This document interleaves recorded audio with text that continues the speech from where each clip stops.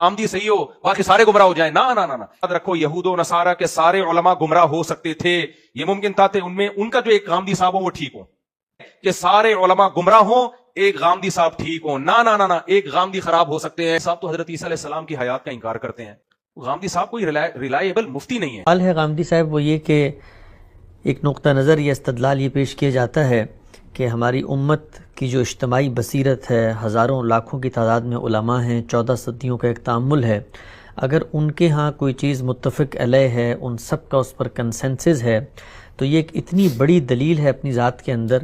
تو مختلف دینی معاملات کے اندر اگر ہمیں یہ دلیل امت کے اجتماعی بصیرت اجماعی فہم سے مل جاتی ہے، تو پھر اس صورت میں قرآن مجید کی آیات کو پیش کرنا یا قرآن کے سہارے پہ کوئی بات منوانا، اس کی ضرورت کیوں باقی رہتی ہے؟ قرآن مجید کے اندر تو معاملہ یہ ہے کہ وہاں پر ایک آیت ہے تو اس کے لفظ کے معنی میں بحث ہو جاتی ہے، اس کے نظم اور سیاق میں بحث ہو جاتی ہے، اس کی تفاسیر کے اندر بھی اسی اقوال آ جاتے ہیں۔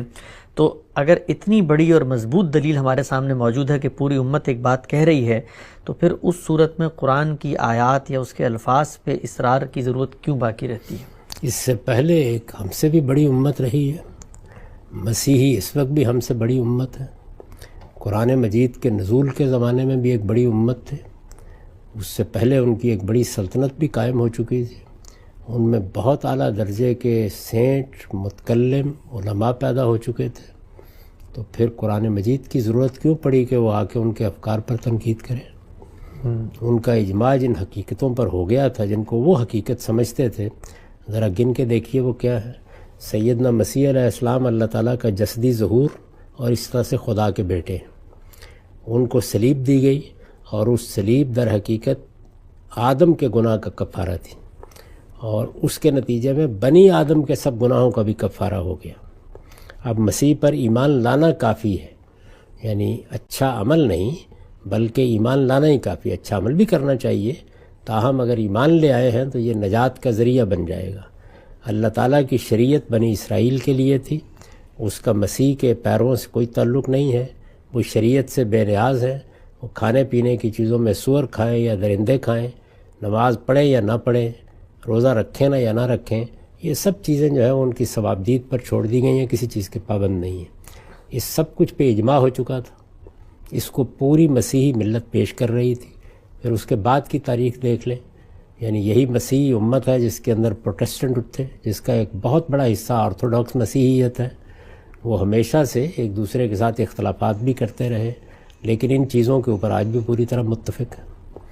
تو پھر فرمائیے کیا کیا جائے؟ یعنی قرآن پڑھا جائے یا نہ پڑھا جائے، یا قرآن کی روشنی میں بحث کی جائے یا نہ کی جائے؟ لیکن کوئی قرآن ہی ہے نا جس نے آ کے سب سے پہلے یہ بتایا کہ یہ سب چیزیں کفر ہیں، یہ سب چیزیں شرک ہیں، ان کی کوئی حقیقت نہیں ہے، یہ تم نے اپنے آپ کو غلط فہمیوں میں ڈال لیا ہے۔ یہ قرآن ہے نا جس نے آ کے اعلان کیا کہ نہ مسیح کو صلیب دی گئی، نہ وہ قتل کیے گئے، بلکہ تمہارے اوپر یہ معاملہ ہی سارا کا سارا مشتبہ ہو کر رہ گیا۔ یہ قرآن ہے جس نے یہ بتایا کہ مسیح تو تورات کو پورا کرنے کے لیے آئے تھے۔ یہ سب باتیں قرآن ہی نے آگے بتائیں، تو اب قرآن کو اگر آپ اس حیثیت سے نہیں پڑھیں گے اور یہ حیثیت نہیں دیں گے، تو پہلے تو یہ بتائیے کہ پھر اپنے ساتھ تو جو بات کرنی ہے ان مسیحیوں کے ساتھ کیا بات کی جائے؟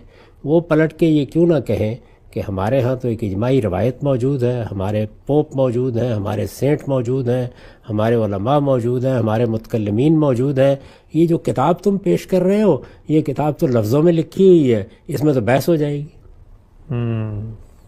یہ کیا استدلال ہے؟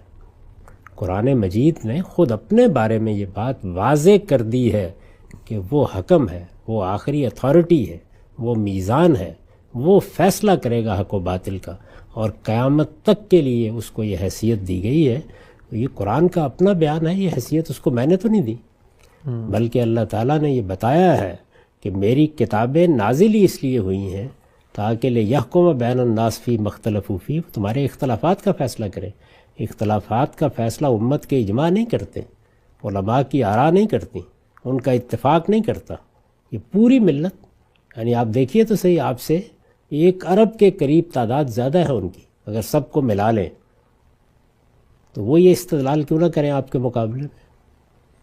آپ شرک کے ابطال کی دعوت لے کے ہندوؤں کے پاس جائیں، وہ بھی اپنے بہت سے رشی، بہت سے اپنے بڑے بڑے اوتار رکھتے ہیں، وہ ان کے اقوال آپ کو بیان کر دیں گے۔ اپنی روایت بتا دیں گے، یہ کہیں گے کہ ہمارے آبا کا دین یہی رہا ہے، آپ کون سے آ گئے ہیں اب نئے لوگ کی بات کرنے کے لیے؟ انہیں بھی قرآن پڑھ کر سنائیں گے نا، یہی کہیں گے کہ اللہ کی کتاب نازل ہوئی ہے، وہ بتا رہی ہے کہ یہ تمہارے توہمات ہیں، یہ شیو اور یہ وشنو اور یہ برہما یہ کوئی چیز نہیں ہے، اس کائنات کا تنہا خالق ایک ہی ہے۔ یہ کہاں سے بتائیں گے آپ انہیں؟ اللہ کی کتاب سے بتائیں گے یا اپنے طور پر کوئی تقریر فرمائیں گے؟ آپ کے پاس ہے کیا سوائے اللہ کی کتاب کے کہ جو فیصلہ کن جگہ پر کھڑے ہو کر آپ کو دین بتائے گا؟ کوئی چیز نہیں ہے۔ تو اس لیے یہ تو جسارت بھی نہیں کرنی چاہیے کہ آپ کتاب اللہ کی اس حیثیت کو چیلنج کریں۔ وہ آئی اس لیے ہے کہ وہ فرقان بنے، وہ میزان بنے، وہ فیصلے کرے، اس لیے کتاب ہی سے استدلال کیا جائے گا۔ یہ بڑی خوشی کی بات ہوگی کہ اگر کسی امت میں یا کسی قوم میں کتاب اللہ نے جو باتیں بیان کی ہیں انہی کے تصورات پر اجماع بھی ہو، اتفاق بھی ہو، بہت اچھی بات ہے۔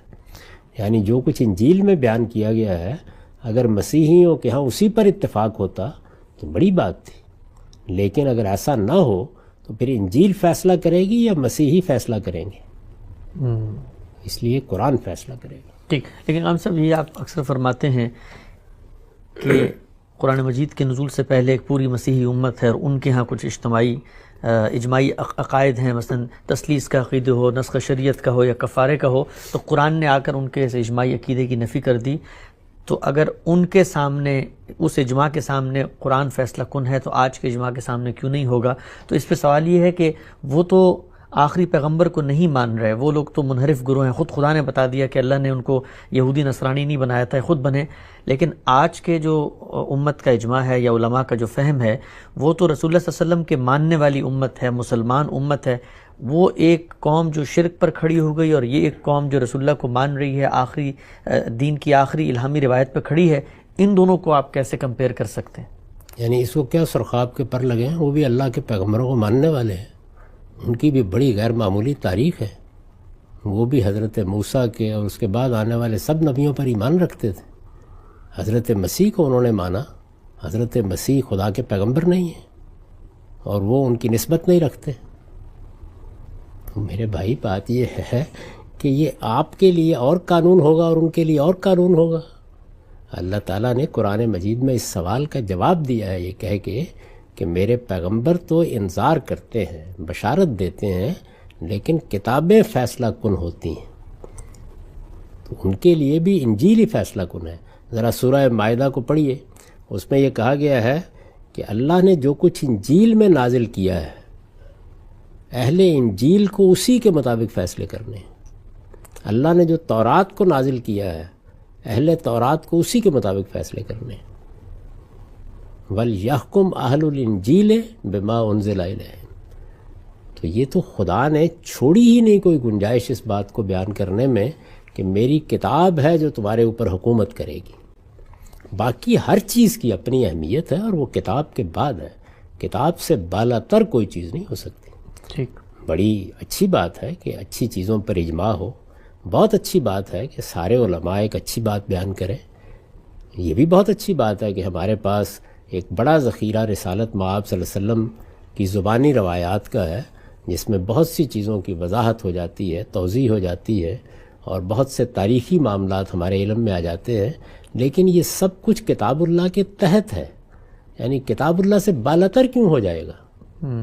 اور یہ کیا بات ہوئی کہ ہم تو آخری پیغمبر کے ماننے والے ہیں، وہ بھی بنی اسرائیل کے آخری پیغمبر کے ماننے والے ہیں، وہ بھی حضرت مسیح کے ساتھ یہی تعلق رکھتے ہیں، وہ تو آپ سے بھی آگے بڑھ کر اپنے پیغمبر کے بارے میں یہ کہتے ہیں کہ وہ خدا کا بیٹا ہے، خدا کا جسدی ظہور ہے۔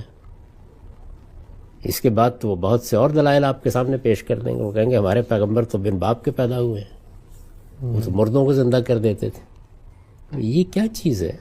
یعنی اس کے پیچھے کوئی استدلال ہے سوائے عصبیت کے؟ اللہ کے سب پیغمبروں کے بارے میں قرآن کہتا ہے کہ لا نفرق بین احد من رسلہ، ہم اللہ کے پیغمبروں میں کوئی فرق نہیں کرتے، سب کو اللہ نے مختلف پہلوؤں سے فضیلتیں دی ہیں اور سب پیغمبروں کو ماننا ہی آپ کے دین کا بھی تقاضا ہے۔ کیا ہمیں یہ کہا گیا ہے کہ ہم صرف محمد الرسول اللہ کو مانیں گے اور مسلمان ہو جائیں گے؟ تو ان سے اگر یہ مطالبہ کیا گیا کہ وہ محمد الرسول اللہ کو بھی مانیں تو آپ سے بھی یہ مطالبہ کیا گیا ہے کہ آپ باقی سارے پیغمبروں کو بھی مانیں۔ تو تو اس لیے اللہ کا دین، اللہ کی ہدایت ایک ہی ہے، اور اس کے اصول بھی ایک ہے، اور اس کا طریقہ بھی ایک ہے، اور اس کے نتائج بھی ایک ہی، ترتیب یہی رہے گی۔ وَلْيَحْكُمْ أَهْلُ الْإِنْجِيلِ بِمَا أُنزِلَ إِلَيْهِ، آپ کو بھی خدا یہ کہتا ہے کہ اہل قرآن کے مطابق فیصلے کریں۔ تو قرآن کی اس بالا تری کو مان کر، اس کی حیثیت کو مان کر، نیچے آپ جس چیز کو دلیل کے طور پر پیش کرنا چاہتے ہیں کریں، لیکن یہ کہ قرآن کے بارے میں یہ استخفاف کہ اس میں تو الفاظ ہوں گے اور بحث ہو جائے گی اور یہ ہو جائے گا اور وہ ہو جائے گا، یہ قرآن ہے جس کی بنیاد پر آپ مسیحیوں سے بات کریں گے، یہ قرآن ہے جس کی بنیاد پر آپ ہندوؤں سے بات کریں گے، یہ قرآن ہے جس کی بنیاد پر آپ بدھوں سے بات کریں گے۔ اس کے بعد آپ کے پاس ہے کیا اور چیز پیش کرنے کے لیے؟ اور قرآن مجید تو یہ کہتا ہے کہ بدبخت ہے وہ لوگ کہ بغیر ہدم والا کتاب منیر بات کرتے ہیں۔ یہ کتاب روشن کتاب ہے۔ قرآن تو کہہ رہا ہے قد جاءکم من اللہ نورم و کتاب مبین، اللہ کی طرف سے ایک روشنی آئی ہے، یعنی ایک واضح کتاب آئی ہے تمہارے پاس۔ وہ واضح کتاب جو اللہ کی سب سے بڑی نعمت ہے زمین پر، یہ اس کے ساتھ استہزاء ہے کہ وہ اپنی بات کیسے بیان کرے گی؟ وہ اپنی بات پوری قطعیت سے بیان کرتی ہے، وہ آخری خدا کی حجت ہے، اور اس نے خود اپنا یہ مرتبہ بیان کیا ہے۔